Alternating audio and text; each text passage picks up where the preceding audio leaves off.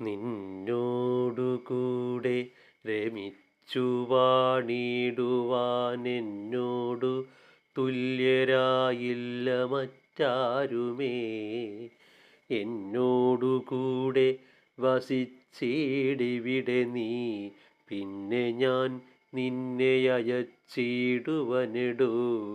ഇത്തം ദശമുഖൻ ചൊന്നതു കേട്ടതിസ്ത്രസ്തയായി ചൊല്ലിനാൾ മെല്ലവേ രംഭയും.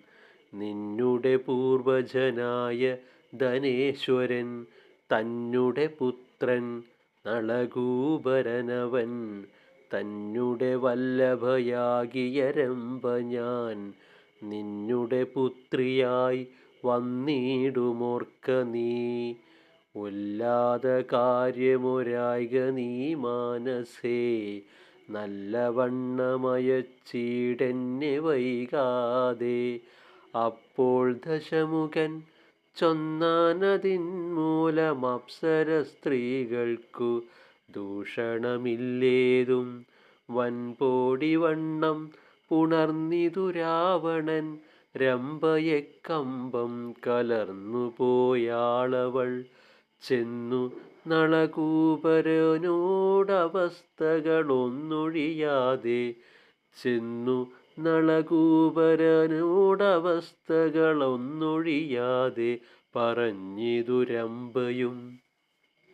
വൻപോടിനിയുമൊരുത്തിയെ ചെന്നവൻ അൻപോടിവണ്ണം തൊടുകീലവൻ തല ഏഴായി നുറുങ്ങി വീണാശു മരിക്കെന്നു രോഷാൽ നളകൂബരൻ ശപിച്ചിടിനാൻ. ഭേരിയും പാരം മുഴക്കിനാർ ദേവകൾ, മാരി പോലെ പുഷ്പവൃഷ്ടി തൂകിയിടിനാർ. അന്നു തുടങ്ങിയിണങ്ങാത മാതരെ ചെന്നു തൊടുകയുമില്ല ദശാനനൻ. ആദിത്യനുമുദിച്ചിടിനാൻ അന്നേരം വാദിത്രഘോഷേണ രാക്ഷസവീരരും. സ്വർഗലോകം ജയിപ്പാൻ നടകൊണ്ടിതു ഒക്കെ നടുങ്ങി ഭയേന ജഗത്രയം.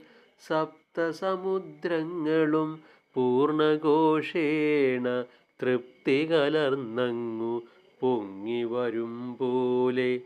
കോലാഹലം കേട്ടു വാസവനന്നേര മാലോലചേതസാ ചെങ്ങന്നതിഭയാൽ ക്ഷീരപാരാവാരതീരം പ്രവേശിച്ചു നാരായണനെ സ്തുതിച്ചാൻ പലതരം.